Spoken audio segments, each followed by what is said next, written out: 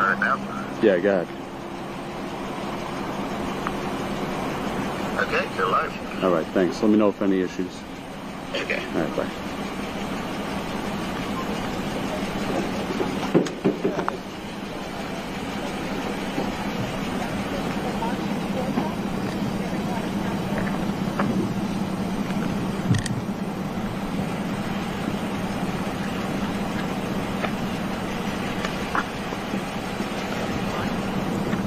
Alright everyone, so we are live outside of Alligator Alcatraz. That is the official sign that you see there.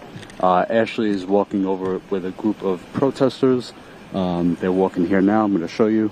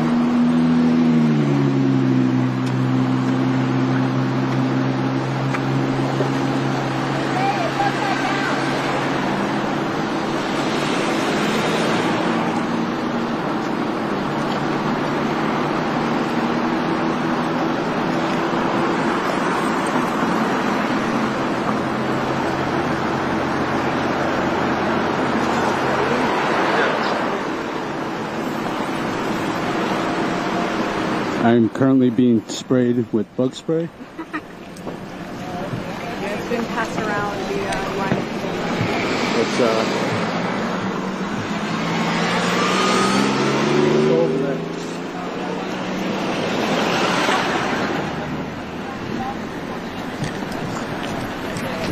Alright, do an introduction. Okay, I need a mic. You can talk over here. Talk over here right now. Okay, alright. Hello guys, this is Ashley with Status Coup. I just popped up. We're in front of Alligator Alcatraz right now where there is a protest. I just walked down with the organizers of the protest who are a little ways down the road. We are again now here in front of Alligator Alcatraz where people have gathered to protest the new immigration detention center that has gone into operation over the last few days. We got reports yesterday and the day before that the facility that was thrown up again in a matter of days has already flooded. So the facility has already flooded. Yesterday, the big beautiful bill was passed by the House, giving ICE more money. So ICE is now good. Okay, sorry. Thought we had a technical thing for a second. When I move back. Okay. Yeah, so ICE is now the most highest funded agency in the government.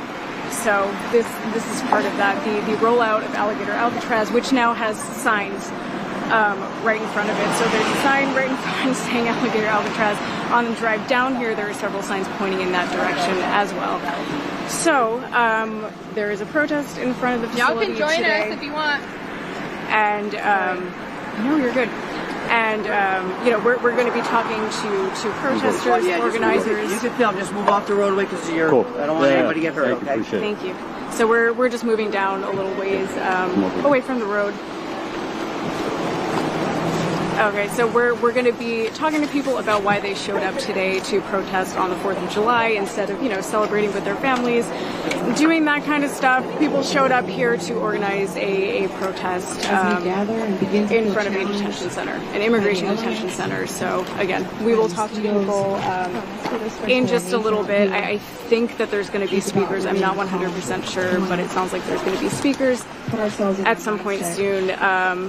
So yeah, hang on to the live stream and follow what we're doing right now. If you have not become a subscriber to Status Coup, please do that now. Like, follow, and subscribe so that you don't miss our coverage. There's no other independent media out here. I see local 10 News. That's about it. And then us. And we've been here since Tuesday covering all of this.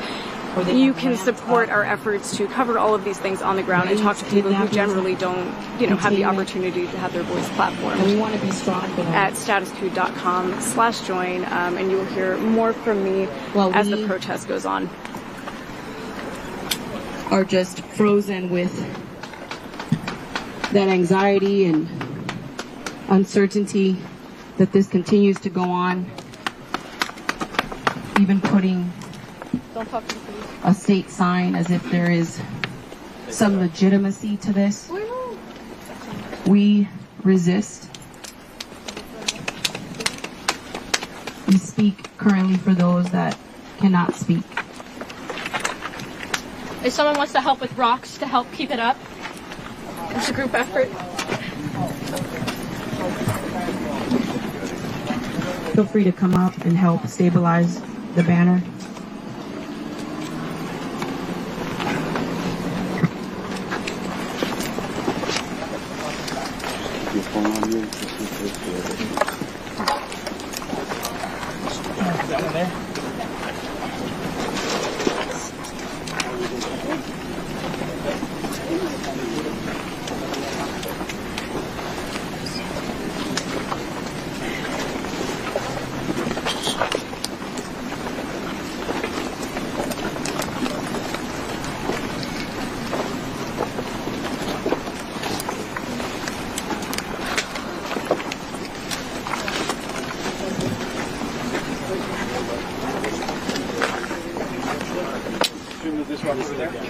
Big ones? You can do it. You have enough people to do it.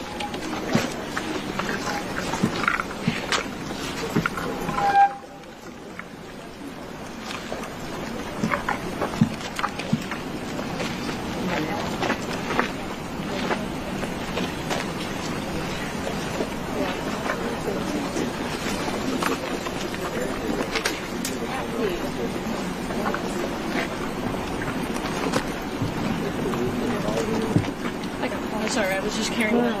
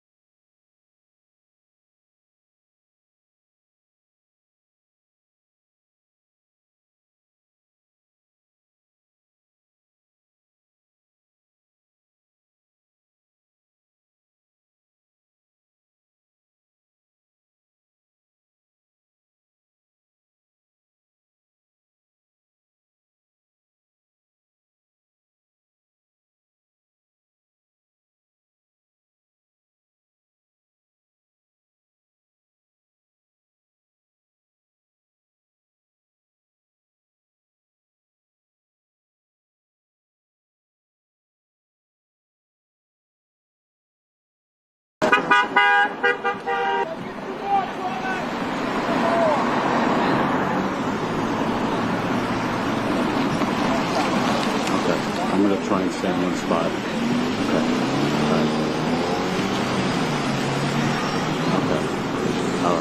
stay right here. Let me know if anything else. Alright, why don't you put this maybe over there?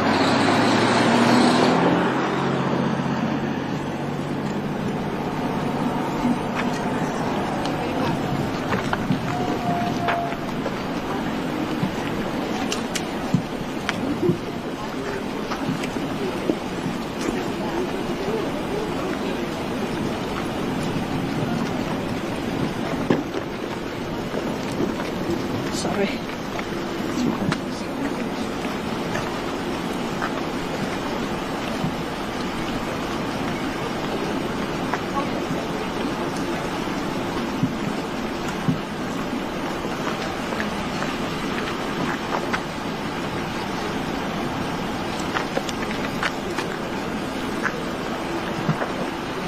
So we're going to take about 3 minutes of silence to remember that we are here at an ICE detention center that already 13 to count, 13 deaths that have happened at U.S. detention centers. That we are here in front of a death camp. We are here in front of a death camp, not only of people, but of spirit.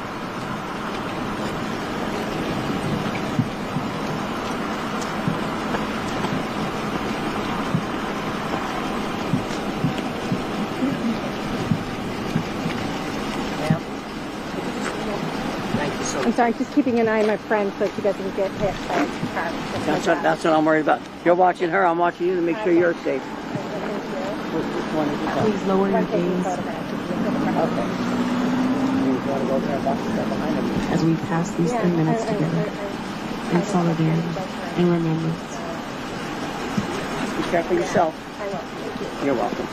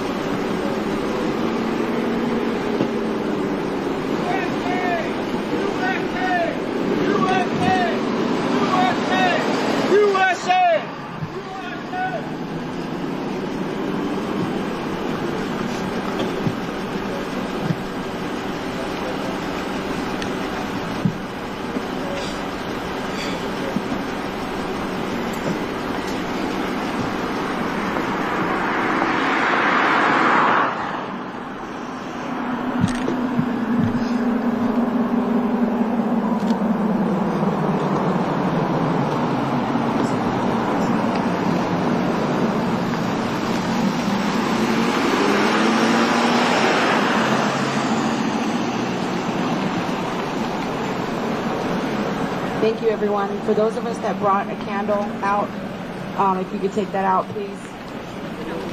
If you haven't lit it, go ahead and light it.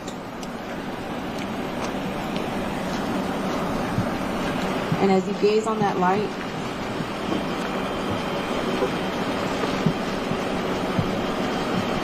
We want to remember that we cannot lose hope, that we keep holding on to the joy that we are able to have,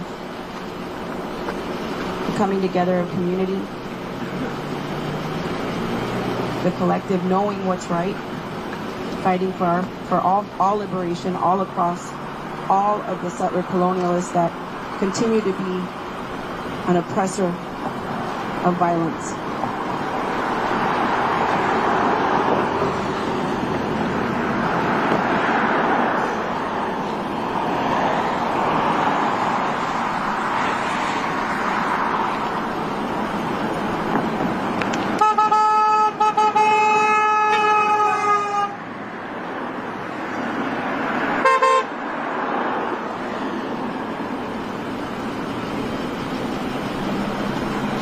So as we gather, may we always remember that this is an ongoing fight. A lot of us wish that we could celebrate in a different way. But for us to be here, it obviously shows that a lot of the people that we care for are part of our communities can't be a part of that same celebration, because we know that sadly they're being ripped from their independence, which is the day why many people celebrate this day. So obviously it's something that we have to keep fighting. As much as we wish we didn't have to, we cannot be in that.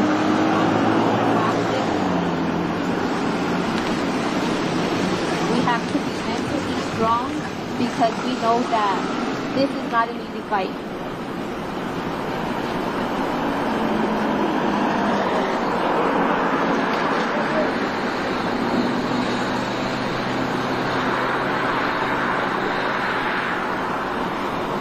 Now we want to open up the mic for folks to come up here that would like to say something in the spirit of a vigil where we remember, but we also use our voice to share in community. Feel free to come up.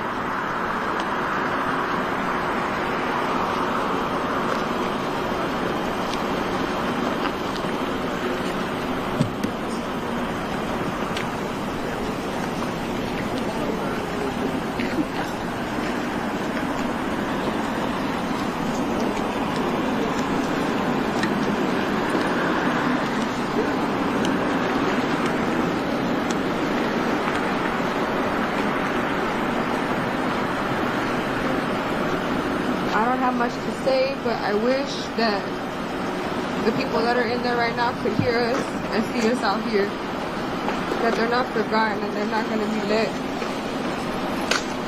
to the hands of our government that could give two shits what happens to them. I wish they could see us out here. We're here for you, hermanos y hermanas. Estamos aquí, nunca vamos a ir, nunca. Vamos a luchar por ustedes como ustedes van a luchar por nosotros. Nosotros somos familia.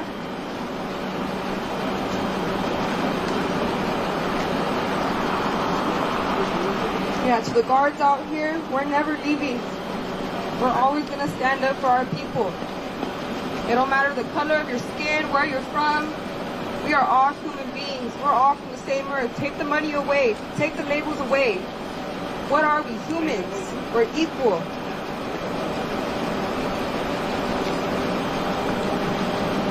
That's all I have to say.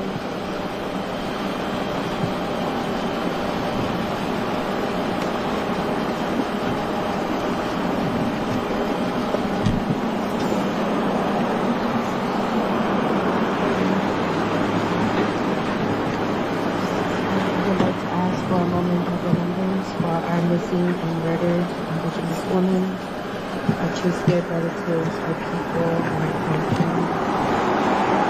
May all the sacred beings of this earth, of our Pachamama, those we have lost to colonialism, walk beside us and guide us on this path of collective healing and liberation. We are powerful beings, so much magic and medicine to share. We may remember who we are, the way we can find.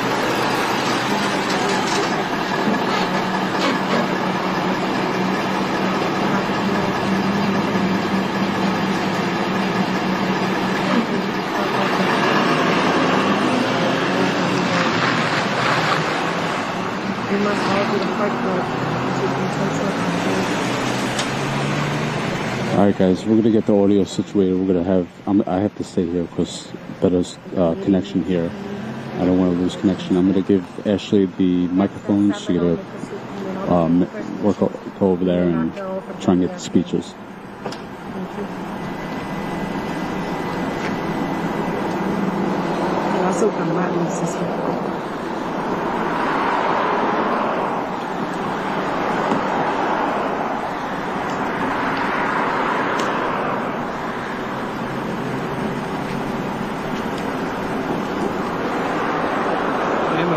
Citizen. I represent Take these all over the new generation of blue-collar workers.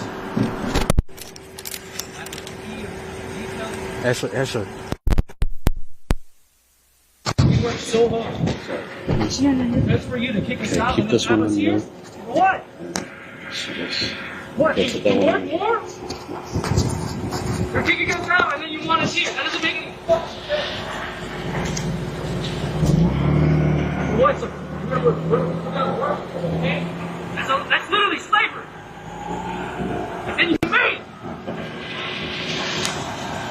Just keep going. You work hard. You build your house, your road. Whenever people are done speaking, I'll... Not just Hispanic, everyone in the world who will do your shit. The Italians. You brought them here to work for you. And yet you do nothing and sit us. And you just watch us do all your hard work while we carry all the heavy shit. And you just sit there with all your money while you can help everyone.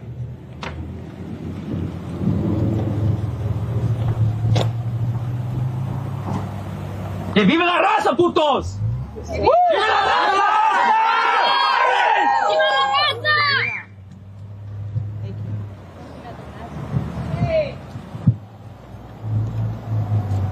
Hi everybody, can everybody hear me? Yes. Yes. Alright, so for this next bit, I'm actually going to need your participation. First, I want to introduce myself. My name is Joe. I'm a community organizer based out in Immokalee, and I do a lot of my work within the farm worker population, particularly Haitian folks.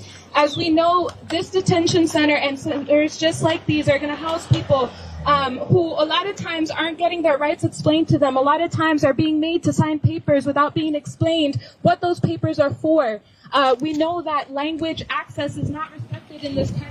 You know, making sure that people have what they need in order to survive facilities like these. It isn't because we have these countries. That was before. I just got it right now.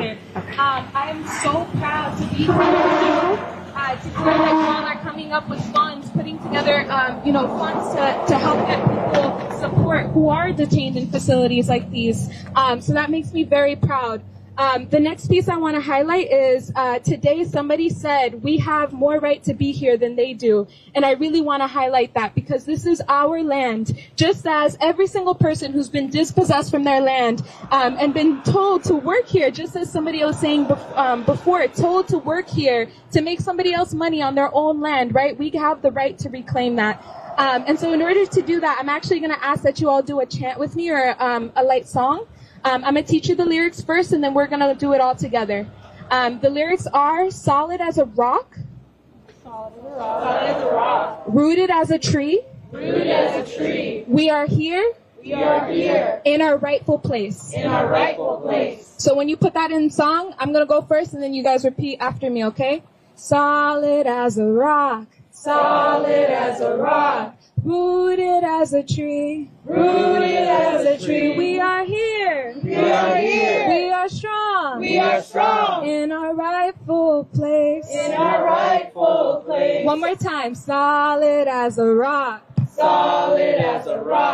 rooted as a tree, we are here, we are strong, in our rightful place,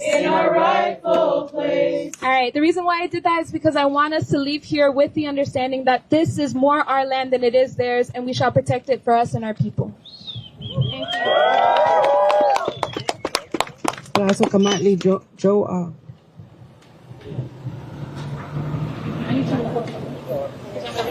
Sure. Okay,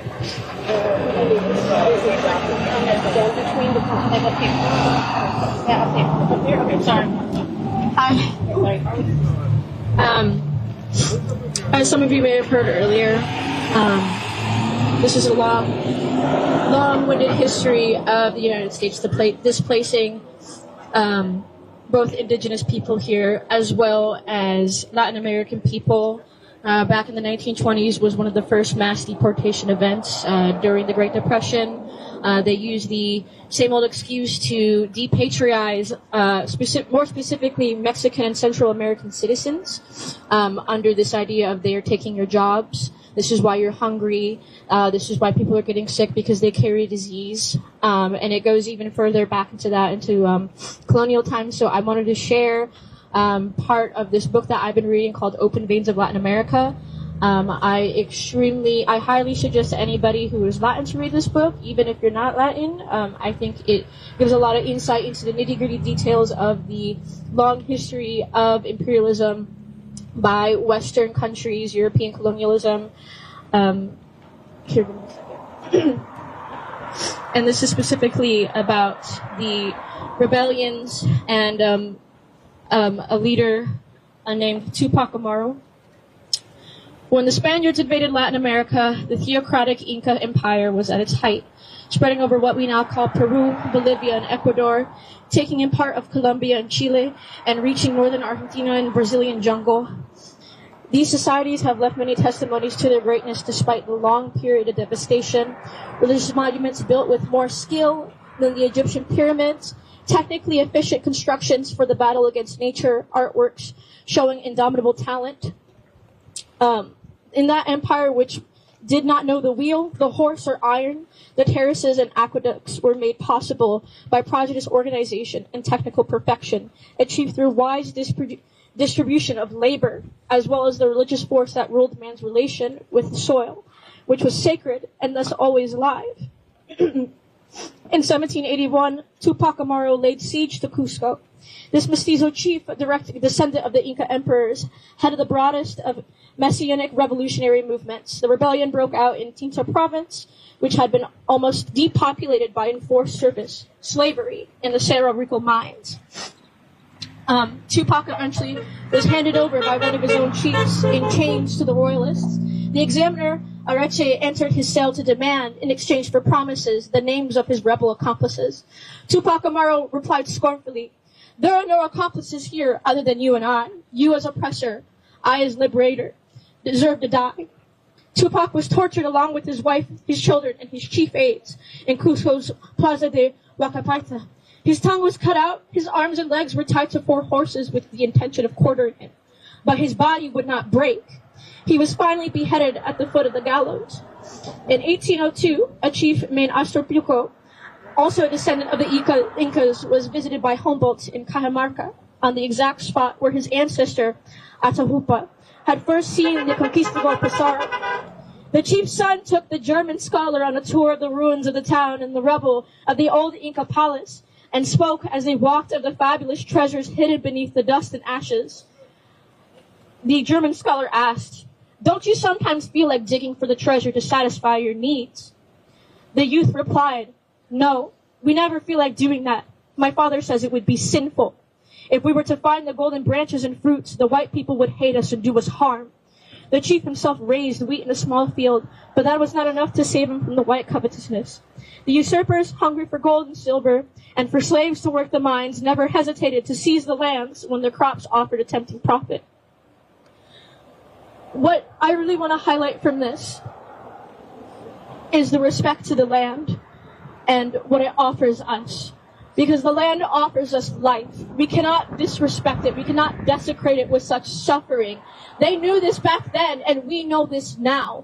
And right now, we are carrying a torch that has been lit for generations after generations that have found themselves displaced, forced to migrate, forced to fight against this capitalist machine, which asks for our suffering in turn for their riches and freedom.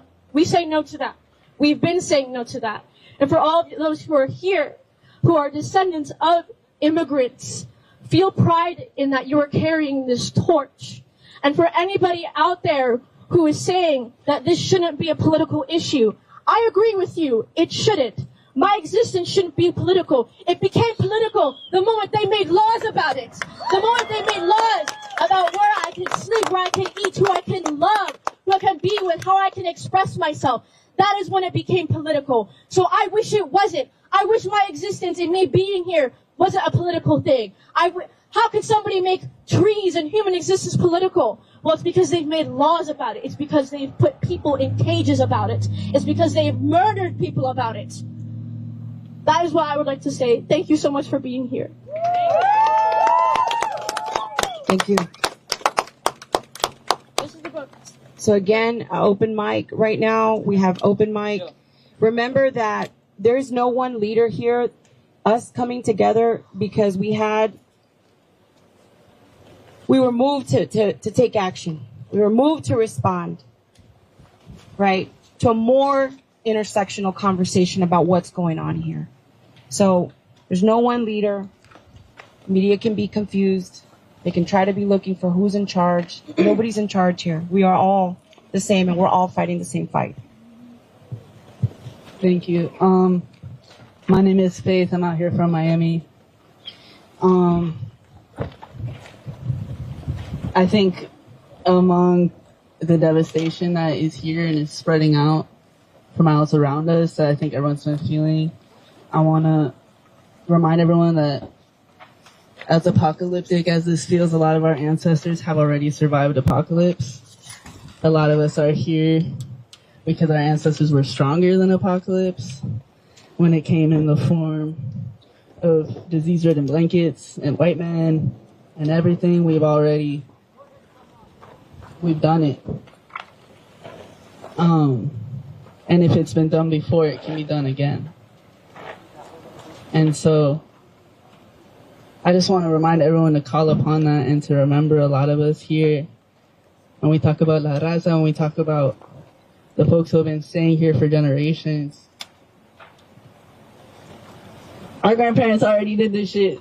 They already rocked someone's shit before. It can be done again. And freedom cannot be stopped. Thank you.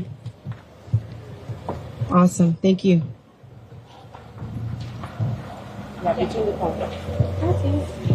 Hi y'all, I'm James. I'm from YDSA in Miami. I'm a child of immigrants. I would not have been granted citizenship under the present laws, but here we are. I think the only word for this is depraved. It's sick that people come to this country after the U.S. has ravaged them for their ecologies, for their labor. Workers come over here, break their backs for the top 1% so they can get their golden toilets or whatever, only to put us in prisons and make us work more. It is sick that our institutions, Miami-Dade Police, FIU Police, are collaborating with ICE to disappear our students, and they already have. More than 50 of them have lost visas. This is a sickness in one of the most beautiful places America has to offer, and I don't know what to make of it. I don't know what to make of this violation of humanity, of the earth. I don't know what to make of this ugliness in such a beautiful place. Alligator Alcatraz does not belong here or anywhere. People belong with their families. People belong with their communities, not in prisons or camps for doing what anyone would do for their children, which is look for a better life. That's all I have to say. And again, open mic right now. Feel free to come up. And we remember and let's keep it, at the forefront of our minds that all of us have been called into space, into the Everglades, into tribal Miccosukee Seminole independent youth to come into space and to be and stand beside them because this is their home. And so let's remember that, keep that at the forefront of our minds, and just remember we've been called into this space. We need to use our voice. My name's Lisette. I want to go over a resounding sort of theme that everyone's been talking about, that this is not the first or last time something like this is going to happen or will happen in the United States or around the world. Everyone always talks about, oh, in the past, how could they let that happen? I wouldn't do that. Everyone wants to think that they're most empathetic person, that they're going to be different. But it's difficult for a lot of people to come out here the way that we did to actually speak up against this injustice and this unfairness. This is not going to be the first or last time a minority group or underprivileged people are going to be treated as a scapegoat for the rich and the wealthy who want to just separate the working class against everyone else. We need to come together and recognize that history is going to repeat itself unless we change something. Thank you, thank you.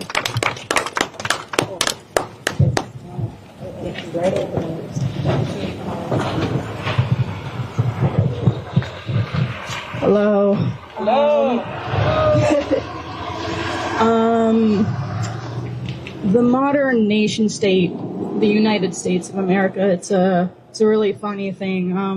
And obviously I don't say that in a positive light, but it's just really interesting how the ruling class, the security state, the corporations that profit off of all of our suffering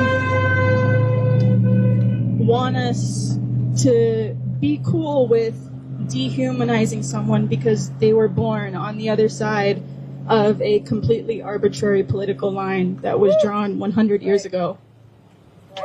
You know, the only lines I really respect on a map are my waterways. You know, we're in the Everglades, we're in Big Cypress. The Everglades doesn't know borders. Over the years, it's been, you know, cut off between, you know, from the building of the Tamiami Trail, then Alligator Alley, you know, the big dike around Lake Okeechobee. It's been separated into Everglades National Park, Big Cypress National Preserve, water conservation areas, all the different things that are around that, you know, it's called at the end of the day. But at the end of the day, we call it the Everglades because it doesn't know borders. And I wish we could be like that. A lot of problems in this country would be a lot easier to solve were we not so blinded by this grand illusion that is, you know, the United States of America, that is this failed corporate marketing scheme known as the United States of America. You know, I know this won't be our last time out here, and it's certainly not the first for a lot of us, but I'm glad we're out here today on this, you know, holiday of indulgence for imperialists and their liquors. So, yeah. And thank you once again to the Miccosukee and Seminole tribes for opening up your land to us. You know, I can't even imagine the pain that you guys are feeling because, you know, I love the Everglades, but then again, I'm not indigenous. I don't live here. You guys had no obligation to open up your camps to us, yet you did. I thank you so much for that. I express my, you know, undying solidarity with you guys. And of course, with anybody who's imprisoned in that awful concentration camp right now. It shouldn't be difficult to express your solidarity with people that are literally being disappeared off the streets, quite literally. So, yeah, I'll leave it at that.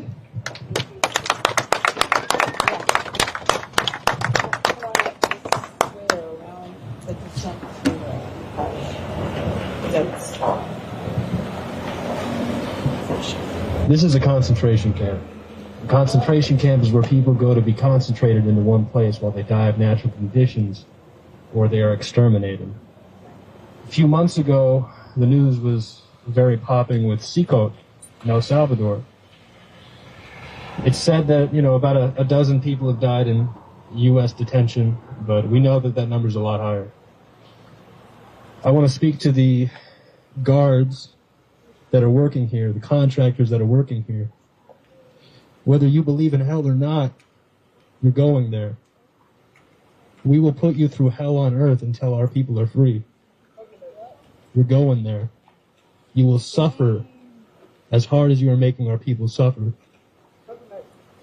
People like Frantz Fanon have taught us that we do not get liberation by negotiating with our colonizers. I recommend that everyone here go read Wretched of the Earth. to find out just what we do to these pieces of shit.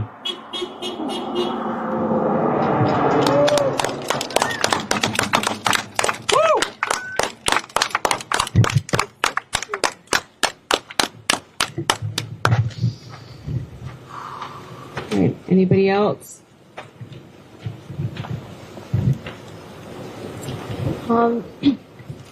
I want to say, like, I didn't come here out of fear. I didn't come here out of hate. I came here because I love my community, and I want to stand with them in solidarity.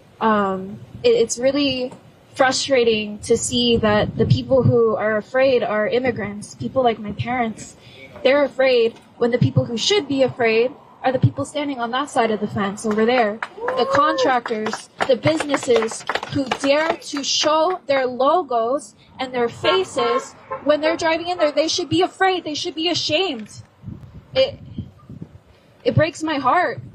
And I hope that if there's any way that the people who are being detained in here, if they see this message, you know, we stand with you, we will not forget you, and we will fight until you are free, because it was said earlier today, none of us are free until we are all free. Thank you. Yeah, as we continue to gather in community, you know, we're building our strength. We're building that solidarity that starts breaking and chipping away at that, you know, oh, we have so much to lose. What are we losing? We're already losing by this happening, right? And I think we're finding our voices here. We don't have the right formula. We're trying. And that's what's most important. But I think at some point, the people power is gonna be a lot stronger for what really needs to happen.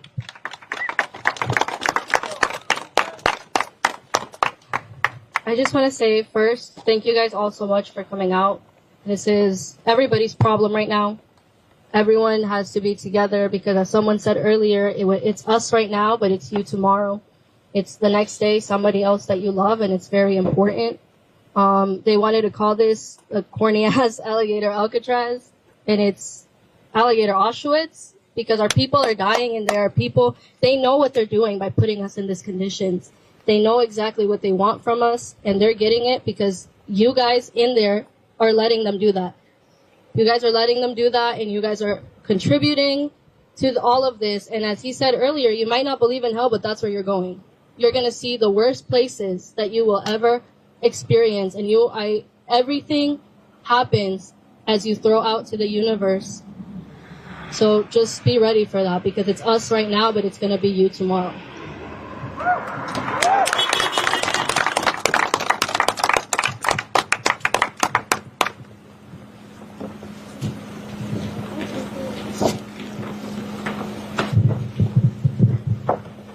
I just wanted to say that for me, this is not a day of celebration. It's a day of mourning for the indigenous people of this continent that were genocided, for all of the African people that were separated from their families to be brought here, for all the people who've died, especially immigrants, in service to the idea of a border, right, like trying to cross one. And then also mourning the people who will be put into this concentration camp and who will die. So, I don't know. It's a very sad day, but I'm very glad to be in community with y'all. So thank you for coming out on such a, I don't know, emotional and heavy day. Thank you.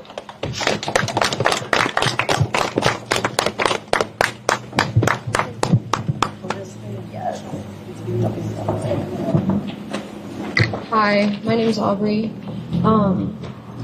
Just something that I find really kind of like surprising is that a lot of people don't realize that modern day slavery still happens, and it happens in places that you wouldn't even expect it, like fucking Disneyland, Disney World. My family actually personally became close friends with a family from the Uganda who fled to seek refuge in the United States of America, and when they came here, they could only work basically for minuscule pay at Disney, cleaning the rooms in the resorts. Basically getting paid like just pennies a day. And that is literally an example of modern day slavery. And it happens in, like I said, places you don't even expect it to happen. And the fact that Trump is over here on, the news talking about how they're going to have people here working for little to no pay while they're in prison, that is modern day slavery. So don't act surprised if, you hear about this happening and, think like, oh, I thought slavery was abolished 100 years ago. No, it still happens every single fucking day. And more people need to educate themselves on that, because it's not just this new thing that's happening. It's pretty fucking wild that people are still so ignorant and don't know that that's happening. So just wanted to put that out there. And thank you everyone for coming today. It's really amazing to see a community come together like this and to fight for people who don't have a voice right now. So, yeah. Thank you. Natalie? All right, so we're getting to, our programming time frame. We're welcome to stay and, continue to be here in protest of what is going on here, in opposition and in anger and defiance. But we're going to be closing out our programming and returning back to camp. But you can leave from here as well.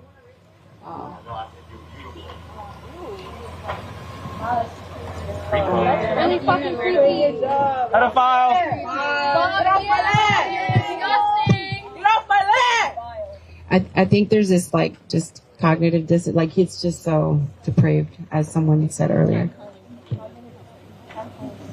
So we're going to share a song. And I'll introduce Natalie, so she can introduce what Son Jarocho has done for many youth movements and many, just a little bit about Son Jarocho and what this music means to us.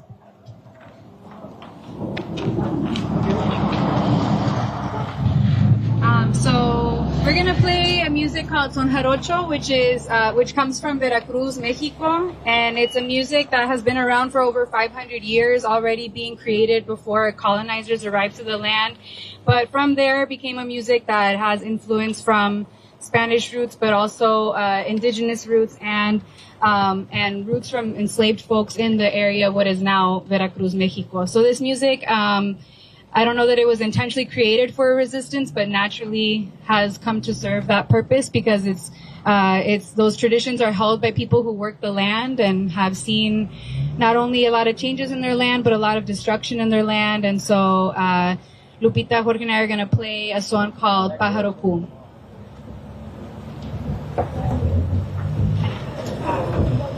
Javier, ¿quieres aguantar el mic? Ponte camiseta.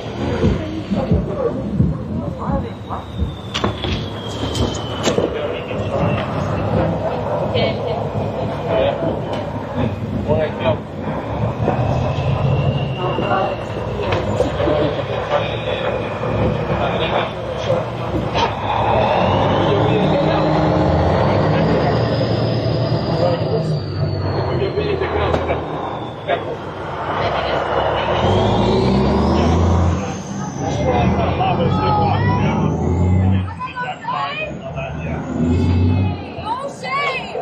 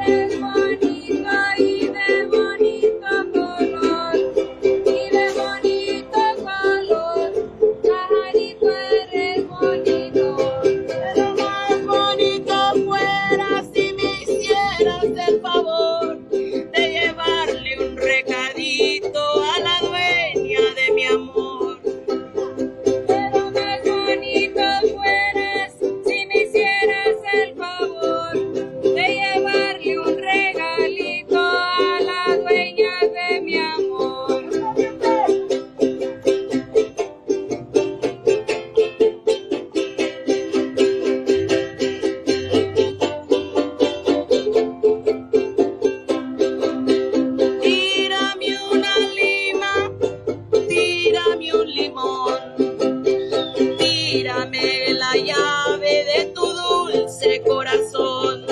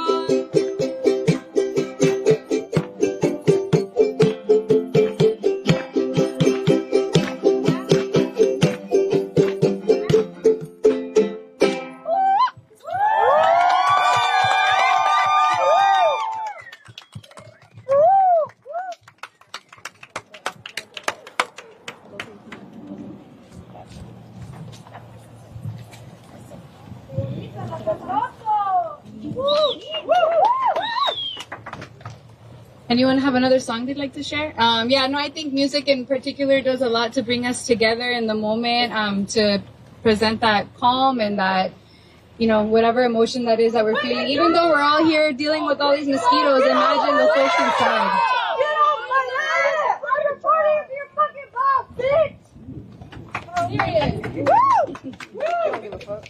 This is another white Something else for us? They didn't even know. They can feel shame. You can't have to let them go by. We're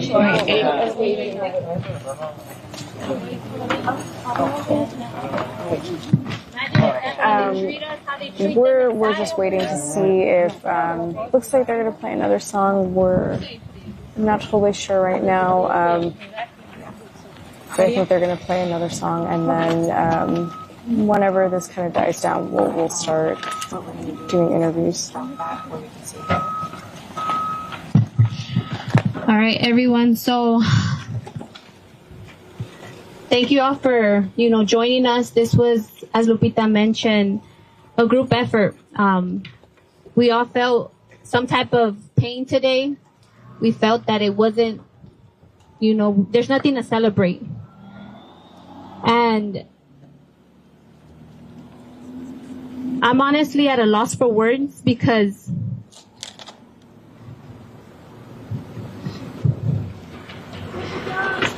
my family has lived with family separation for years.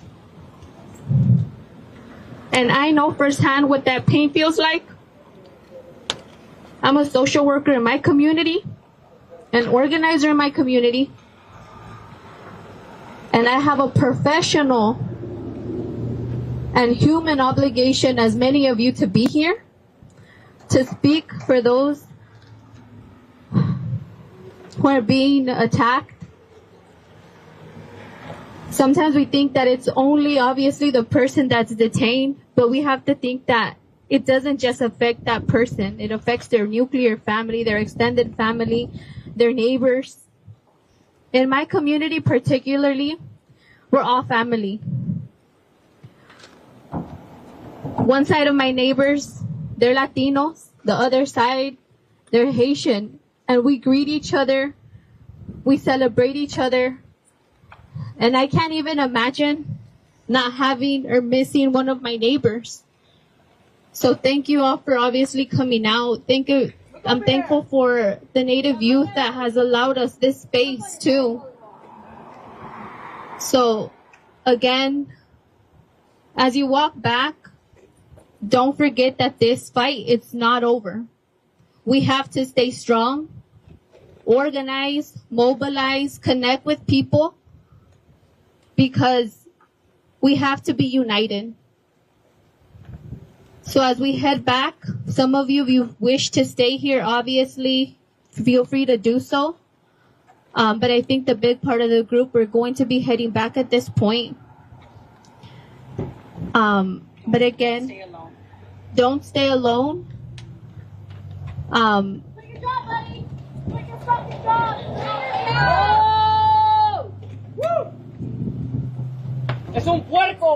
did want to say that so Tuesday we came out, right? We kind of put the call out. We were called into space, we're saying, we were called into space by tribal youth to talk about this more intersectionally. It's not just an environmental issue. We keep saying that. We understand about the land. As our sister was telling you, we have to heal the land so we can understand ourselves. But the conversation, the dialogue, the anger is intersectional, right? Like it includes all of these identities that we show up at protests for. And that's important. And I'm going to tell you that it's working.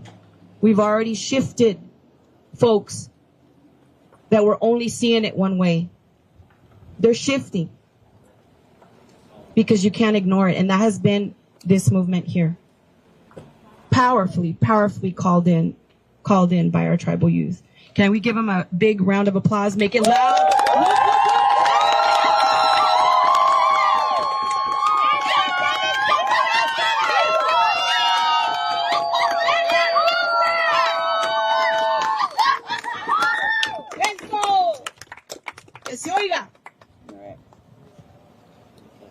Thank you, friends.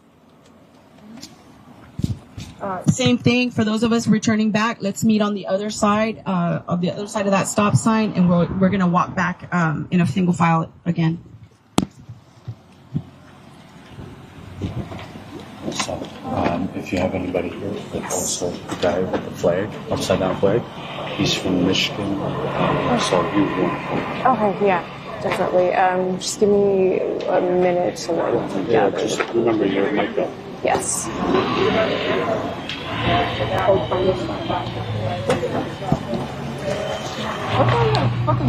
sorry, your name is Mary, right?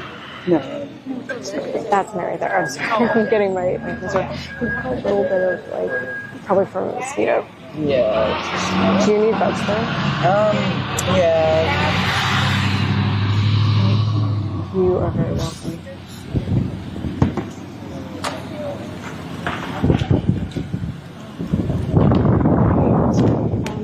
Your name is Mary, right? I was told that you might be interested in talking with us for Status Coup about, just why you showed up here today, why people are showing up. I don't think I have the capacity to talk today. You're good. Thank you. What a thing. Weird ass that. You'd help more and be better people if you killed yourself. Period. Go to hell, fuck. With the tight pants and the poop face and the turtleneck. Luna, hey, did you want to do an interview with us? I think May is not interested right now. Where did she? John's right there. He can come over to us. Or would it be better in front of that sign? What? Stay right here. I'm gonna get the sign. Okay, he'll get the sign in the background this way. Cool. Here. Like that. Perfect. Okay. Yeah, no, go for it. It's extremely hot. Okay, so I'll do a little recap while we're standing here. I'm here with Luna. We're going to talk in just a second. You guys just saw there were a lot of speakers. Everyone kind of, shared the very personal, intimate reasons why they're here today, protesting in front of Alligator Alcatraz instead of celebrating with their families on, the 4th of July. So it's very hot. I think everybody's a little tired, a little emotionally drained. The mosquitoes have been crazy. I've been passing around bug spray. I have no idea where the can that John and I had went, but that's what's been going on. So, you feel good? Okay. So, this is Luna. John, do you take this and maybe, flip it into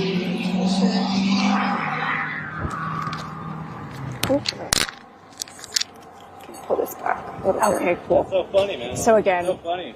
Luna, can you just speak into the mic? hello. Cool. Okay. So Luna is one of the organizers. So Luna, why are you out here today? Why are you here protesting at Alligator Alcatraz, the new, immigration detention center in the middle of the Everglades, instead of, celebrating for 4th of July, doing things that a lot of other people might be doing today? Yeah. Not that I'm not proud of where I live and where I come from. I am born and raised here. I think the biggest thing at the end of the day is that we're not in the same America. And honestly, for the last few decades, it's been deteriorating slowly. And I think this past year, we've started to see the effects not only on the news, but in our own communities. So as we started to notice those changes in our communities, like the ICE raids or just the over-policing, the new surveillance, all of the different factors, and then come to find out Alligator Alcatraz being made in the Everglades. I think that was our tipping point in a sense. And, with 4th of July that was coming up, we just kept looking at that day like, fuck that. We're not going to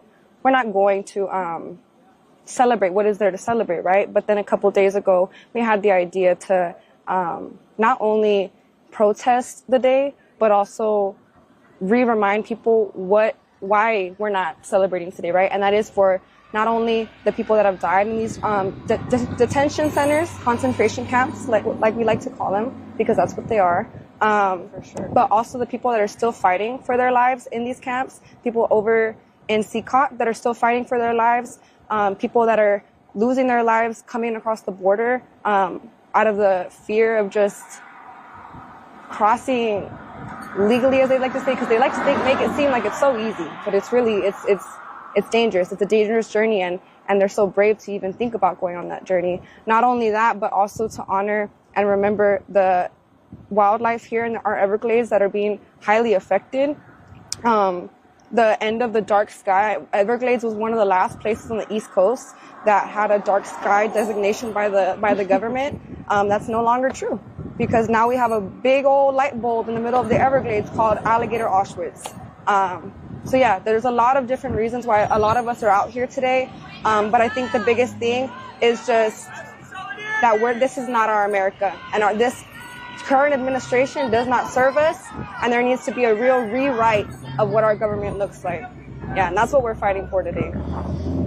You said so much, and I feel like I could follow up on any one of those things. So no, that's a good thing. That's a good thing. I mean, I think it kind of underscores that this whole fight is so intersectional. Exactly. I mean, there's issues of environmental justice, there's issues of just regular human rights issues, immigration rights, all of that kind of stuff. And I think that there's something particularly menacing, about the fact that, this is in the middle of the Everglades. So again, we all can gather that as far as the environment goes, that's terrible. Yeah. I mean, that is a terrible thing. But it's also that, there's tribal land. Yes. In these areas. And I think, John and I were talking in the car on the way here. I don't think a lot of people realize that people live in the Everglades, that this is where people, it's not just the environment. It's not just national parks. This is their land. Yeah, exactly. I know that. I won't say the exact number, but there's more than 10, less than 20 villages and areas here just on this little stretch of road. Some closer than maybe 500 feet to this facility. And like you said, these are people's homes. There is nowhere else for them to go. All the ignorance of go back to where you came from. Where, when this is their land? They are the visitors here. I think we forgot about Manifest Destiny. A lot of the things that happened where Europeans came to our country, and the native people here can speak to this too, the genocide that they experienced. I think there's so much that goes unsaid when we have these conversations with either the opposers or just people that may not understand what's really going on here. This is not just, they picked a good spot because it was I forget the word they use, but empty, right? Or it's a savage land. No, this is people's home, and they seized the land because this is federally protected land. This is their land. They have the right to hunt, fish, use medicine, have ceremony. We're not allowed to do that on our land because this is not our land. So I think to emphasize that, like you said, even more, just point blank period, this is not an area, nor, in my opinion, is America an area for any of these kinds of facilities nor in the world. But that's obviously a broader conversation, and like I said, my opinion. But yeah, also, I think we're seeing some of the similarities of what our Native brothers and sisters experienced decades before and centuries before us with genocide with these particular ICE agents. The way that they're kidnapping, the way that we've seen not only harassment and abuse, but sexual abuse, and just littering of bodies that are uncalled for. We've seen people get their government essentially details stripped so that there's no record of them, so that there's nowhere to go look for them if you're trying to find family members. There's a lot of different things that are happening behind the scenes that luckily our group from Unidos and Immokalee are researching into and fighting back against and making people aware of, because those things cannot go unseen, and history will remember those details. We're not going to let that shit slip under the rug again, like it has so many times before when history repeats and repeats and repeats. I think it's also important to note that, like, we're having this conversation right now just after, the bill, the big, beautiful bill was passed yesterday, passed through the House yesterday. And after that, ICE is now the highest funded agency in our government. So, I mean, this is part of that. Yeah. This is part of that. I want to say that this facility itself is going to, this is like a $450 million facility that's right here, and we have already seen it flooded yesterday. Yes. There was a little bit of flooding, I think, the day before. And as somebody else noted, like, I lived in Florida for a few years. I remember what Florida's like. It rains a lot, and when it rains a lot, it really rains. Like, if you are from the Northeast, if you're watching from where John and I live in New York City, I mean, the intensity with which it rains in like 20 minutes and then just kind of stops is not something that you're maybe familiar with. But that happens a lot here. It happens more in the Everglades, in the whole of South Florida. And it already flooded after the first day, after just regular rains that you see in the Everglades. And some of this money is being pulled from FEMA as we enter hurricane season. So if we get hit with if Florida gets hit in this area with a massive hurricane, I mean, not only is the rest of the state unprepared because money has been siphoned up from those efforts. I mean, I don't know what's going to happen in this facility that was shoddily put up in a matter of days that they were, bragging about, like, oh, this is what we did in a few days, which is, I mean, as we've seen, again, it's already flooding, and it's just a bunch of bunks in cages, which should not be something that anyone is proud of having thrown out. So, again. And they put it under the umbrella and the facade of this is a safety issue, that this is a public safety issue, that immigrants in this country need to be sent to places like this for the greater good. And that's just the biggest damn lie I've ever heard in my life. And that's their validation for making everything that they're doing. I think that's very important to say that too, that, they hide it under this facade, and people fall for it, but we're not falling for that. And we're not, And we were in Immokalee yesterday, interviewing with residents, people who live there, and that was one of the things that we heard from everyone that we spoke to. Like, without fail, everyone said, we are not criminals. We are not criminals. We are just people who are trying to make our lives better and make our kids' lives better. Just regular working people. That is it. Nothing that I've ever seen reporting has made me think otherwise, that people aren't just trying to make their families' lives better, their own lives better, create more opportunities for their kids. That is all anybody wants. That is all anyone who has come to America for. People have come here for the American dream, in search of the American dream. Even regular, working people in America are still looking for the American dream that seems elusive and, kind of a mirage at this point. And I think that even circles back to like the beginning of like, why are we out here? Because this American dream that we're being told is what we're still trying to work hard for and pay taxes for. And this whole system of the American dream, like you said, it's a mirage, and we see right through it, and we're no longer going to sit here and play the game. We're done playing the game. We're rewriting the game. And like we were saying before, power to the people. I think us as a community, we're starting to see just in this community alone how coming together and being honest about why we're here and why we're showing up creates a sense of power. It creates fear in the people that are in there acting like they're doing God's work. They really think they're doing something good. They yell at us and they say, we're fucking losers. We're dumb. We don't understand what we're out here fighting for. We're fuck Trump. Oh, we're paid to be here. We're sent to be here. We're all these crazy things. And it's like, you just can't handle the fact that you voted for someone that's turning our country backwards. And like I said, at this point, it's not up to us to count on the government. We're counting on ourselves. We save us. We protect us. And I think that's something that we've said a lot in not only our volunteer group, but being out here too. When the cops, when the Trumpers, when the Proud Boys come out and attack us, we start yelling back. We protect us. We're not going to look for the cops. We make sure we're good. And if you want to be part of that community, it just takes transparency and honesty. That's it. Just being a good neighbor, a good human being, an honest human being, being accountable. You know, these people in there, I don't know if it's for the check. I don't know what their reason to be working in these facilities are. And maybe they don't want to be.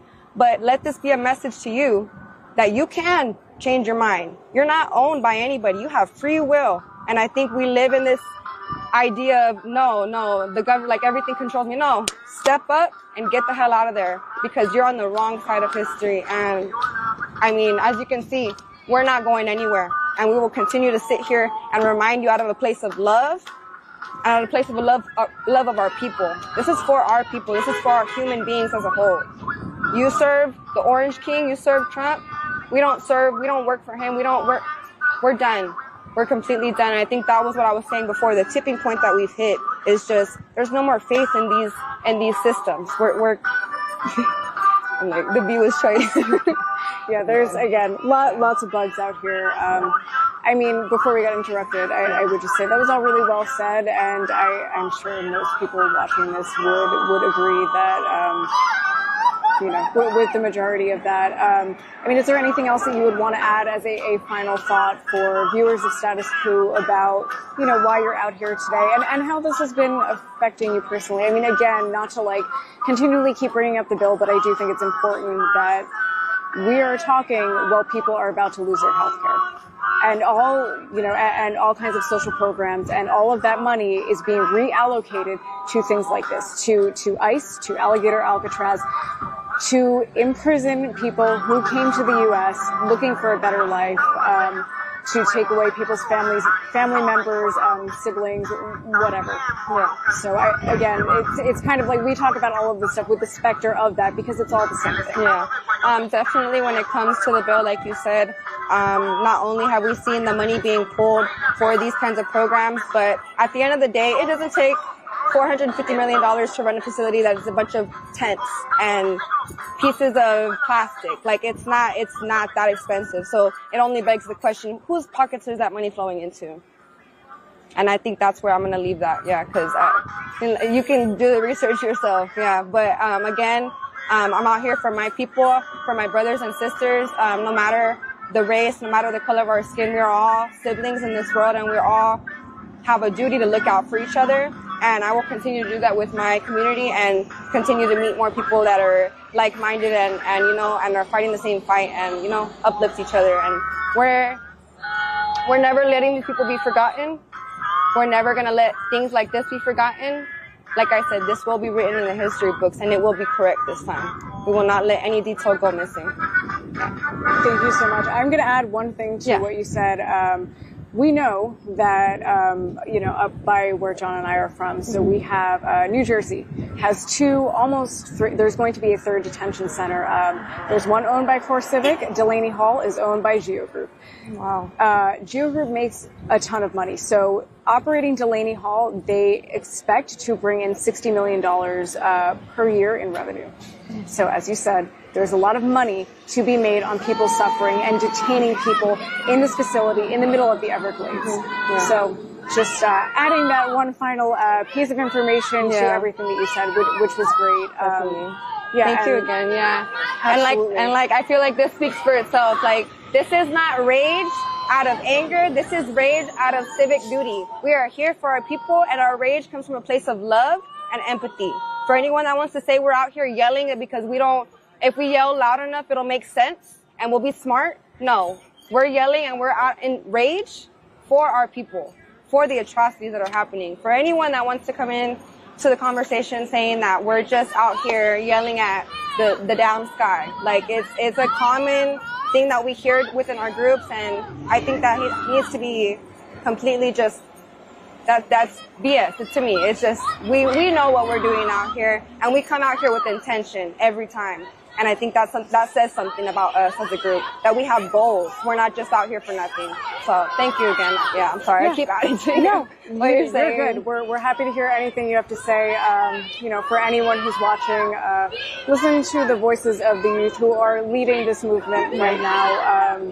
Yeah, so this is Luna. Thank you so much, Luna. We will talk to some more people, do some more interviews. I'm going to take a quick break and get some water. Yes. But we will be back soon. Stay hydrated. Thank you, guys. Yeah, thank you. Yeah. All right, quick bugs picture in real my quick. mouth. Yeah, hold on.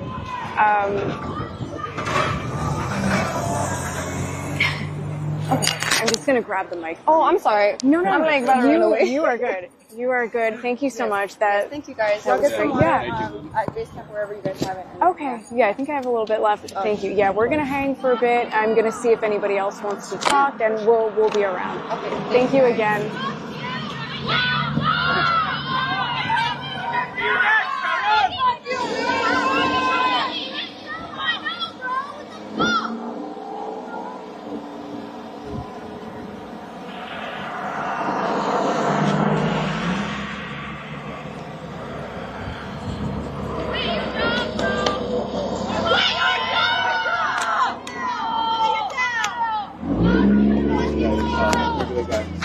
Yeah, give me just like 2 seconds.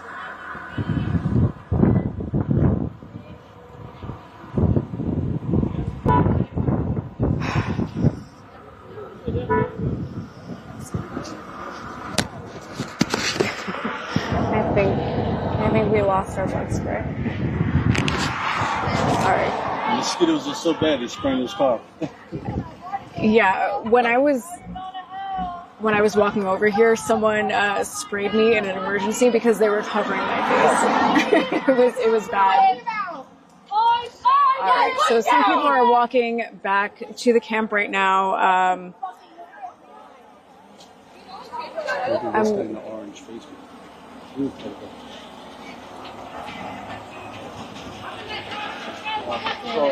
Hey, we're at Status Coup. Do you guys want to talk to Status Coup on camera about why you're here? Cool. Yeah, 100%. Awesome. I'm Ashley, by the way. Nice to meet you.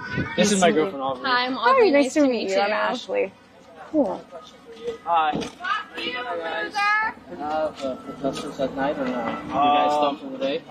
We have no idea. We haven't had any word or... All right, so I'm talking into all the mics at once because I don't know what I'm doing anymore. It's very hot.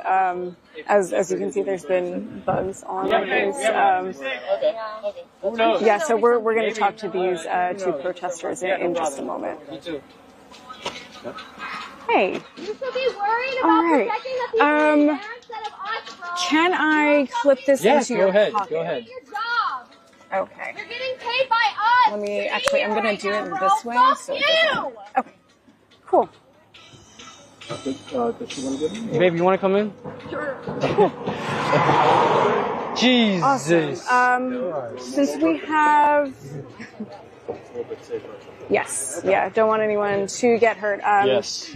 Actually, I will take this off and then I will pass it over to you when we're ready. Okay. So I am here with Chico and Aubrey, who came out to protest in front of Alligator Alcatraz today on the 4th of July. So Chico, why are you here today? Instead of, having a barbecue, doing any of those other kinds of things that people could be doing today, why did you decide to show up to this protest instead? Well, as you know, I could be staying home and having barbecues and, being with my family. But, I'm a blue collar worker. I'm a landscaper. I go manage in Punta Gorda. That's where I work at. And I see all of my workers out there. I see everyone on the roofs. This is what we built. You see this road here? Who builds this? Like, seriously. Immigrants, Hispanics, black, even white people too. Everyone, not just one race, but everyone, and together we build all this stuff. We make, plants look good. We plant stuff for the rich. That's why I'm here, to stand up against all this, because it doesn't make any sense. They want to kick us out so bad, to send us to another, send us out of the country, but then keep us here. That doesn't make any sense. What's the point of working so hard to kick us out and then bring us here? To work for you guys for little pay? That's inhumane. That's like inhumane. That's slavery at that point. Literally a slavery at that fucking point. And there shouldn't be any camp of any sorts. Doesn't matter what it is, labor or not, it doesn't matter. No man camp should be existing here in 2025, anywhere in the world. Anywhere. Doesn't matter what it is. These are hardworking people that come here to have this. They've been promised this American dream that has always been told, has been passed around in South America and all these different countries around the world. The American dream, that it's going to be a good place for all these people, and they're going to have a house and property. As soon as they come here, they're going to work until their knees drop. And while the rich are still rich, and they just laugh at us, while we're carrying the heavy, big load. And that's what I don't understand, is Trump, like, you put all these people to hunt us down, to get rid of us, and then you lock us here. For what? It's just like, dude, at that point, just kick us all out. If you're just going to keep us here, don't keep us here, just kick us all out. And people who got their green cards, and people who are waiting to get in here. It's hard, it's difficult. I have a friend who's still waiting to get it in, to have process to be a citizen and a resident here. It takes a long process. And whoever to be like, oh, do it the legal way. I don't blame anybody who's jumping over that border. I don't blame anybody. You got kids, literal kids, who are coming and crossing these borders. It doesn't make any sense to me at all. And they want to have these people in the swamps. Like we didn't just walk the jungle of South America. Like, do they not know where we live? We live in the jungles. The Everglades is just another jungle for us to explore. We know how to hunt alligators. We know how to hunt for food. We've lived in the jungle. My family is from Nicaragua and Ecuador. I represent those countries. We have so many indigenous cultures there. So many. We live within the Mother Earth. And we're not going to go anywhere. Because the border didn't cross. We didn't cross the border. The border crossed us. That's all I got to say. Thank you. No, that was all great. I mean, there are so many things to follow up with, every interview that we've been doing, and it's hard to kind of like collapse upon one 100%. Thing to follow, one thread to follow. But I think, one thing that I've heard consistently from everybody is just the fact that anyone who is coming here to have a better life, and not just like have a better life for themselves, but to create a better life for their family, for their kids. Yes. And that's it. And I think nothing can make me feel like that is not what everybody wants. Everybody just wants to have a decent life for themselves and to 100%. Create a better one for 100%. Their kids, to create opportunities for their children that they don't have. That is why people come here. 100%. And at this point, I mean, we were just talking with Luna, and the idea of anyone achieving the American dream, whether you were born here or were not born here, it is a quickly moving mirage. The working class is having everything divested of them in this moment. We're talking about this. I will mention again, in the wake of the big, beautiful bill being passed, which will force like 17 million people to lose their health care. 51,000 people a year will die as a result. So, I mean, to echo what everyone else has said, this fight is for everybody, So, Aubrey, I would ask, what is your reason for coming out here today to this protest? I'm here to stand in solidarity for not only the indigenous people of America, but for all people of color, for every immigrant that is not only here, but that is all over the world. I may not personally be being affected by everything that's going on right now with the deportations and basically kidnappings of people. But I know it's wrong, and I know that it is extremely important to stand in solidarity with those who are being affected, to fight for them, to fight for those who do not have a voice right now, fight for people that are being held in this concentration camp right here who will die, because this is being erected at the time of hurricane season. People are being held at the time of hurricane season. We've already seen this facility has flooded in just an afternoon rainstorm. So what's going to happen when hurricanes happen? They're not going to evacuate these people. These people are going to die here. And there is nothing to celebrate about today. Today was founded on genocide. Today was founded on the murder of innocent people, the kidnappings of innocent people. And we need to fucking stand up for this and fight for it, because it's important. And it's not okay to sit around and be complacent just because it's not affecting you, because it will affect you. No matter who you are, we've seen people from all over the world being deported without due process, and that is wrong. No matter who you are, stand up and fight for this. Because the 4th of July would not be here without the genocide of innocent people. I mean, as we're talking about all of this, I would pose the question to both of you.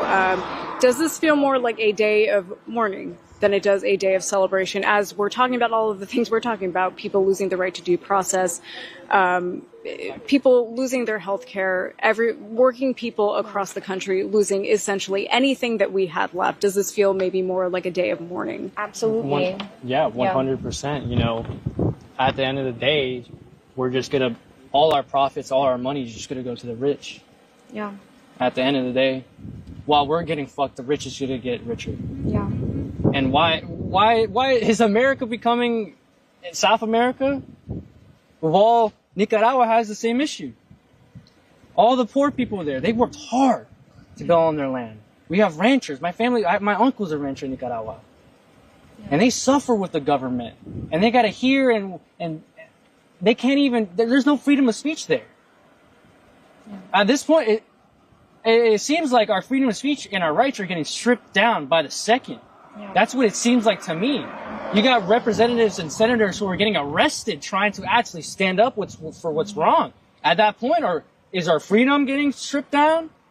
The Constitution isn't the Constitution anymore. Exactly. It's being violated every single day. Our rights that are written in the Constitution, that were written when this country was founded, those are being taken away from us, and they're not being followed, which is illegal. But, you know, people that have money and power get away with illegal things all the time. We see it every single day. So, yeah, of course, this day is not a day to be celebrated, in my opinion.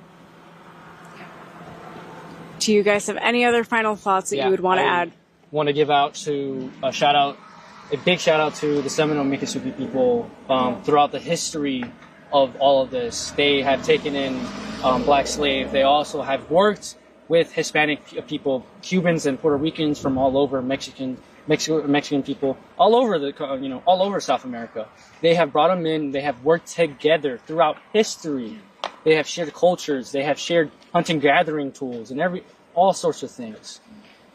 And I just big shout out to them, and a big inspiration to me is Jim Billy. Jim Billy, yeah. He used to be the chairman of the Seminoles back in the early 2000s, and he has taught me, and many other Native American leaders have taught me to respect everyone as you want to be respected, and to cherish everyone at every moment and every minute, and to protect the animals and the waters.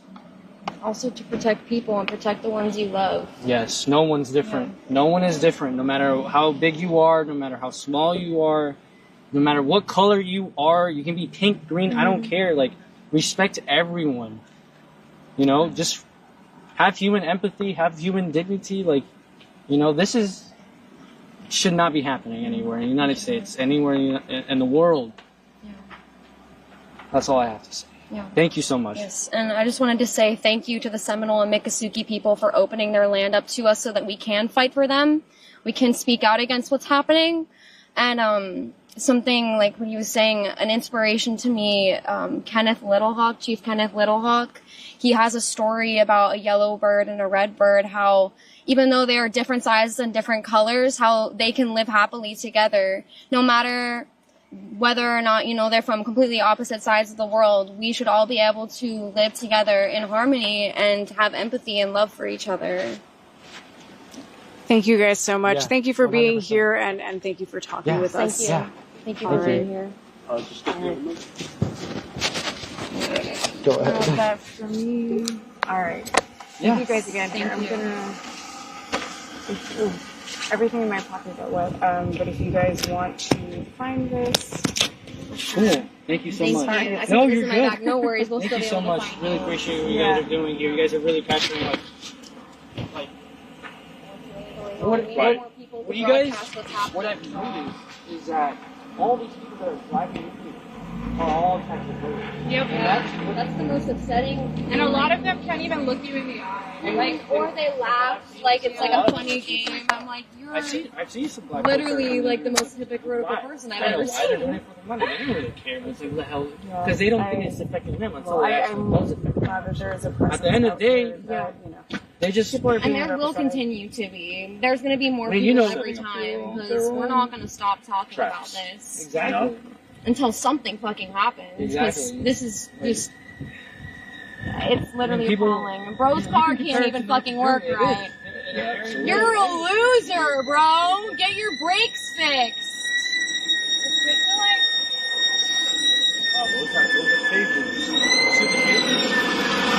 Okay, so now I'm gonna. So there were in the bus that just passed. It looks like there are a bunch of cages. Oh no, you're good. I obviously don't know right now in this second, but I would assume that that's to transport people from and out of this facility. So again, a bus filled with cages for human beings that we just passed. Okay, we're going to do some more interviews, but I'm going to take this opportunity to just say, if you're not yet a member of Status Coup, become a member of Status Coup at statuscoup.com/join. It's taken a lot for us to be out here, a lot of resources, money, all of that. And yes, we're the only people out here. There's, a local news station out here. I have not seen them talking to anyone though. Not trying to knock on them. They're out here. But again, there's nobody else out here. It's me and John who are out here braving the mosquitoes and the heat, which is fine. We're having a lovely time. Everyone has been extraordinarily welcoming, but it's just us. So you can support our work, by becoming a member at statuscoup.com/join. We can do more of this if more people chip in. I mean, this is kind of a community effort, just having us on the ground here as independent journalists who can document what's happening. Again, we need everyone to chip in to do this. So please, if you can, become a member of Status Coup at statuscoup.com/join. If you can't, that is okay too. You can share our work. You can become a follower, follow, subscribe, all of our stuff. You can support us by doing that as well. I think, Yeah.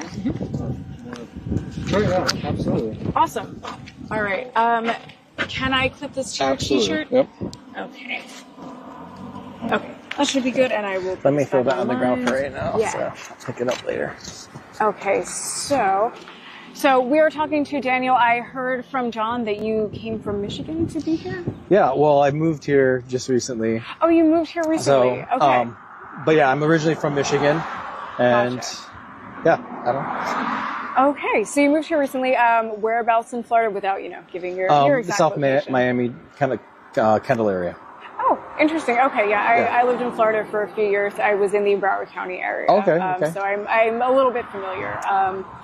That is very cool. Yeah. So why are you out here today in the middle of the Everglades in front of Alligator Alcatraz instead of having a barbecue, watching Independence Day, doing any of those other kind of things that most people are doing today? Ooh, that's a big question. Why am I here specifically on this day on 4th of July? I don't think I could, for me personally, I don't think I could celebrate when I know concentration camps are going up. And I told myself, I'm like, the most patriotic thing I can do if I really believe in this American experiment and believe in America and where we can potentially go, it's to come here, and this is the most patriotic thing I can do, to stand up for everyone. You asked why I came here today. Sorry, I'm getting all flustered. No, Okay. no, you're good. I mean, again, it's hot out. Yeah. It's extremely hot. It's extremely humid. We're in the middle of the Everglades.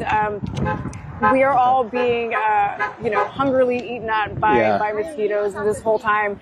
And we've all been out here for hours now, so I don't blame you.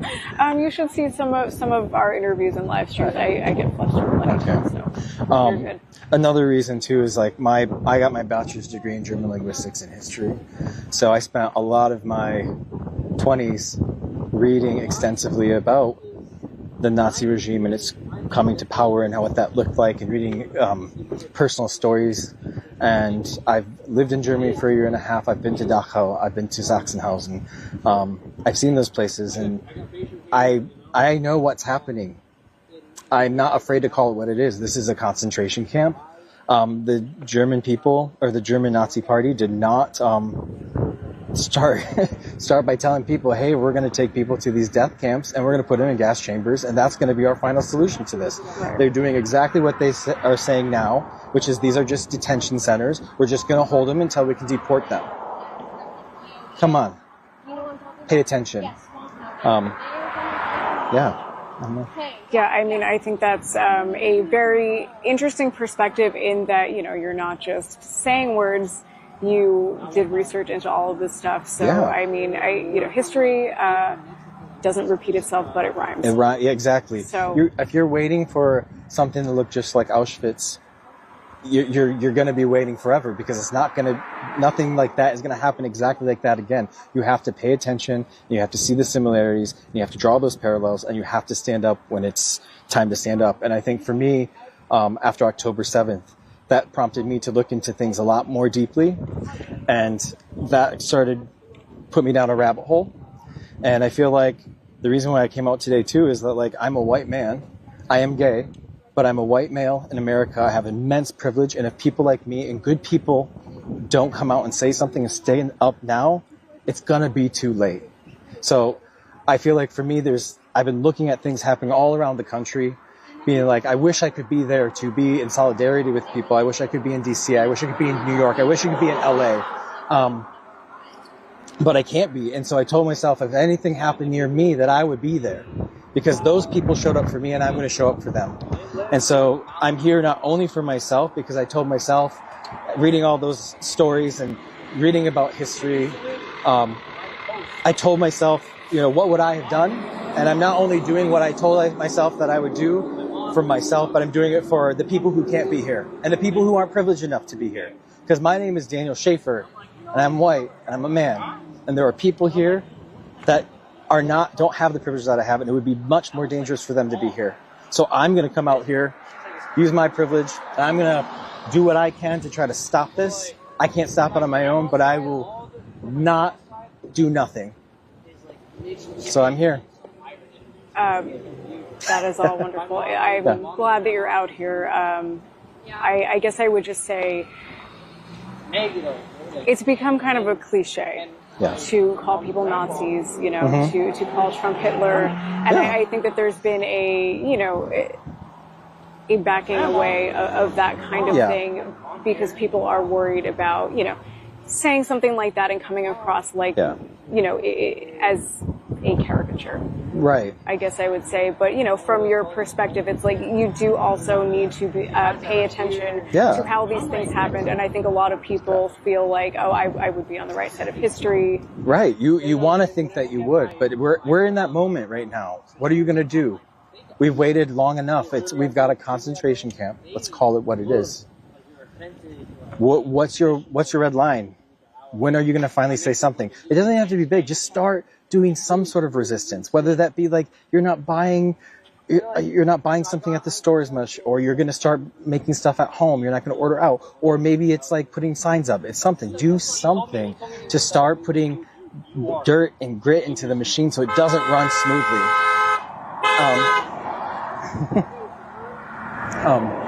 And I do think that, like, I understand the calling Trump Hitler and these, like, I think it's about the way you say it too. Like, if you're saying it as an insult, it's going to be met as an insult, and then there's going to be a reaction. And it's like, if you say it like, no, like, I'm not insulting you, I'm just calling it what it is. This is a concentration camp. This is a similar playbook to the Nazi Party. And if we're not paying attention, we're going to be in a very bad place really soon. It's on our doorstep, and it's scary. It makes me sad. It makes me emotional. And on that note, I mean, the rise of Hitler, that started because of economic issues. Right. And I mean, we are there right now. We're there right now. Exactly. It started from economic issues. It came from the shame that they had after World War I, and then wanting to have some sort of retribution for that and to feel better and to feel like that's why we have this whole Make America Great Again. That's why like Germany was like, let's make Germany great again. It's like the same thing. It's like we're demonizing a set of people that actually are the backbone of this country. Why we like are so great, you know? And somehow they've been able to demonize this other group of people so much that people don't see them as people anymore. It's like I don't even know what to say. I don't know how to get people to understand that like other people are not the problem. We need to like come together, and we need to help each other. We need to be there for each other. And even like I think the biggest thing for me that I noticed watching today is that there are people driving in and out, and there are people who come by and they're loud and they're in your face. They're only louder because there are a lot of people I'm seeing driving in here that I can tell will not look me in the eye. They have shame. They're ashamed of what's going on. They know it's wrong, but they're also probably thinking about, I have my kids I gotta feed. And if I don't come here because my boss is telling me I'm not going to have my job, then how am I supposed to feed my kids? So it's like, until we see the people going in here as human too, and we're like, hey, you don't have to go in there. We'll help you. We'll help put food on the table for your kid. We'll help you pay the rent. Once they feel like there's a safety net that they don't have to make this choice, then people will not make this choice. And it's like, we can sit here and demonize every person that walks in, but all I see is pain. There is so much pain in this country. There's so much pain in them. There's so much pain in us. And until we stop pointing fingers and we stop yelling at each other and we give each other space to like actually talk about it and acknowledge it, we're not going to get anywhere. So I think that's a really important point. I think that's a really important point, and something that I know, like I saw, we are from the city. We've been covering the immigration detention centers in Newark and in New York City. So 26 Federal Plaza is the immigration detention center right near in the same general areas where I live. Okay.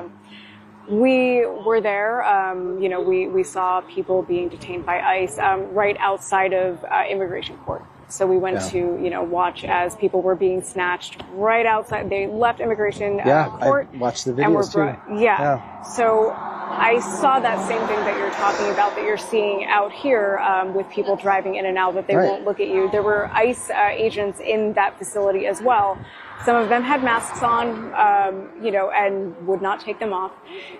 And you could tell that there was some humanity left in them. Some of the morality, the humanity in them was being broken. You can see it. And I feel like it's just so easy. It's so overly simplified to be like, people are black and white. You're good, you're bad. And people are not all good and they're not all bad. I'm not a good person all of the time. I have my flaws and I make mistakes and I am not the best version of myself all the time. And I feel like if we are not allowing people to have a place to come back from, be like, hey, you walked a little close to that edge, you're about to go over, but like my hand's still here. And until we like are able to do that and give them a place to come, like they're not going to leave. Why would they? To be ostracized from the group that they're a part of. We all want to be a part of a group. If we don't feel like a part of a group, we're like hardwired in our DNA to be like, if we're not in our group, we're going to die. Because that's what would happen if you were like not living in modern day. You were like out in the woods by yourself. You will be eventually, you have to have your people. So if they feel like they're going to leave all their people, all the support system that they have, and then they're going to have nothing, they're not going to do it. They can't. They literally cannot. So we have to make space for them. And I know it's hard. It's hard for me too, because I'm angry with what they're doing. I'm upset, but like at some point we have to heal. We can heal the world by healing ourselves, and when we heal ourselves, we can heal other people, and then we can heal the country, then we can heal the ecosystem. Like, that's where it's got to start. I have a lot of anger, and I want to yell at these people, but like, what's that going to do? It's going to make them pull back, and it's going to make them laugh. It's going to make them do that. Yeah, I think that these are all really important points to be making right here and now. And I, again, would underscore, like, this is how I felt leaving, you know, the facility. I'm glad you saw it too. I'm glad You can tell, and again, it's like you feel that you can just see it when people are wearing masks. Why are they wearing masks? I mean, people might say like, oh, it's for my safety, but I think it's not just that. It's shame. They also don't want to be found out because they know that what they're doing is wrong. Yeah. Because you know what wasn't a good excuse during the Nuremberg trials? That I was just following orders. It's not good enough. That's not a good enough excuse. It's just not. No. You're following orders, you're doing what the boss said, you need a paycheck. It's just, at what point is it not, that's not enough to, like, there's gotta be a point where, like, you just say, like, I can't do this anymore. And I want to be a part of, like, I want to stand out here and be here and voice my dissatisfaction of what's going on, but I also want to in some way be a part of the, like, you don't have to go in there. Come with us. Come here. And I don't know how I can make that happen, how I can be a part of a movement or a part of a group that, like, helps make that happen. I don't know. I think those are things that a lot of people are wrestling with, and, you know, to yes and your point again, it's like, one, you know, because you can tell that people are severely morally conflicted, I think more than they're probably allowing themselves to feel. I was left, like, when I left the immigration court last time, I was left kind of feeling like, what is it going to take for those people to break? Yeah. Because some of them will. Some of those people, some of them are literally, I think, just waiting for someone to be like, hey, you good? I'm not going to yell at you. I'm not going to shit on you. I'm not going to berate you. Like, are you good? Do you need a hug? Like, sometimes that's all it takes is someone to be like, hey, I see you. It doesn't have to be this way. I think that's probably right. I mean, when we were there, we were talking to the ICE agents as we were all kind of waiting for things to happen. They were waiting to be able to, you know, pluck someone outside of immigration court. We were waiting to document them doing that. Yeah. And in between, we were talking.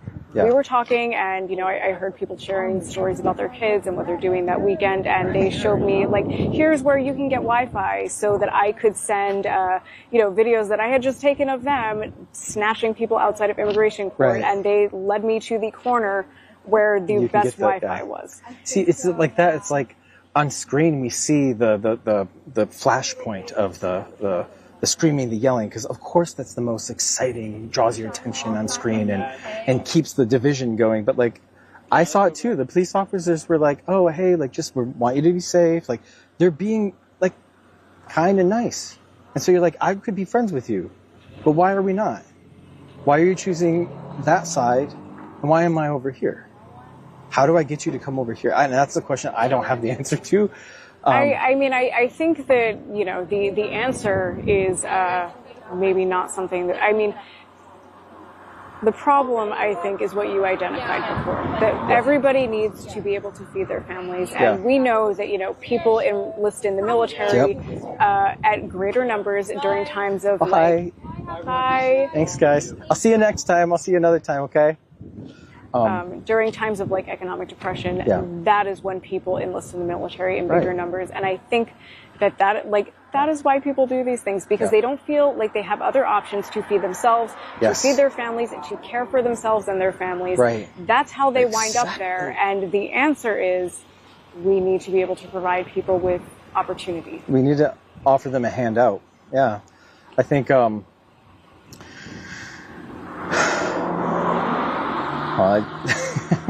let's see. I just had a thought and I kind of died because I got distracted in my head. Happens to me all the time, like multiple times a day. When people are talking, I know. I think to myself, "Oh, that's great! I can't wait to follow up on that." And then they say something else, and I've already forgotten. So I really very much. I guess I would ask, everyone's kind of clearing out. Yeah. Do you have any final thoughts? Anything else that you would want to share with viewers of Status Coup? I think this is a great conversation to end on, talking about the shared humanity that we have even with people who are working inside Alligator Alcatraz. We need to have some kind of solidarity with people to the best of our abilities and be able to hold inside of our heads the, simultaneous idea that people can be acting like monsters, but they're also still human beings. You put me back on my thought that I had earlier. When you're in a situation where you're highly stressed and you're backed into a corner, you're going to flail and you're going to fight to survive. If you feel like you need to survive, and you might even hit or claw or hurt someone that you love in the process because you are so panicked. I mean, I've been in situations where I feel like I'm falling or something, or I trip and I accidentally, or someone's tickling me. And I'm like, ah! And I accidentally elbow them and I'm like, I didn't mean to, but inevitably that's going to happen. To be able to understand where people are coming from, why they're doing it, and see them for who they are, rather than seeing for what they're doing. See them and what people do things for a reason. There's a motivation for everyone's behavior and for what they do. And so we aren't what people, if we can see people as people, because that it doesn't just apply to the inmates here, the people that are here, it applies to everyone. Either you believe in equal rights for everyone or you don't, I can see the humanity in everyone. It's hard to hold those two truths at one time. It's hard to be very angry and upset that anyone could even do this, but then also be the only way I'm going to get them to come to my side is by offering them an olive branch to be I'm going to give you a ladder out of this. And that's, I don't know. I think we just gotta see people as people. And we honestly, it's cliche too, but we just gotta love each other. I grew up Catholic. I don't really practice anymore, but I have taken away from that the golden rule of treat people the way you want to be treated. And I wouldn't want to be treated that way. So, and I don't think these people would want to be treated that way either. So let's not do it. And if I'm in a situation like them where I'm scared and I want to feed my kids and I'm in so deep and I don't know how to get out, I would really want someone to be there for me. And that's just what I hope. I'm just trying to treat people the way I'd like to be treated. I'd like a friendly face, a hand outstretched to be I'll help you, come here. And maybe a hug, because I probably would need to cry. And I feel like I'm emotional right now because this is where we're at. This is where the country we live in, we're doing this to each other. And I know the history of the United States. I know it's ugly. But I thought we were getting to a point where we're starting to heal. And maybe we are. Maybe this is the dying breath of what's happening. It's the end, the end birth, or they call it a death birth. Death burst. Now. Yeah, where you have this surge of life at the end, and it's maybe that's it. I guess to wrap up, I just hope me being here and maybe someone watching this, my words resonate, or they see themselves in me and they're hey, I felt the same way and I don't know what to do. I just do something. Do anything. Repost something. Make a video. Go to a protest.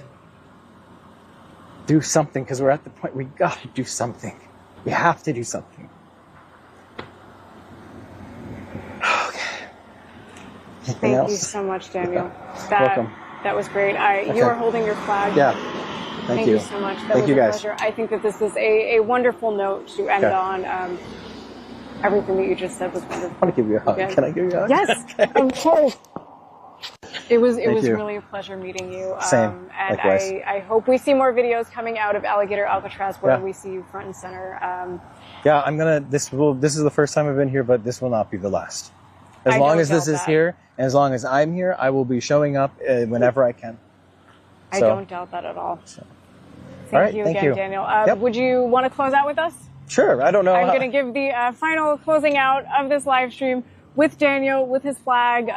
Again, lovely words from him. I think everyone should really listen to and ponder what he just said, because I think it's appropriate. So, okay. if you have not done this yet, please like, follow, and subscribe to Status Coup. And if you are not yet a member, I did this before we spoke to Daniel, but also please become a member. There's nobody else out here. We are standing on the side of the road in the Everglades in front of Alligator Alcatraz, talking to the people. Nobody else is here. It's just us. There's no other independent, journalists out here today. It is just John and I. Yeah.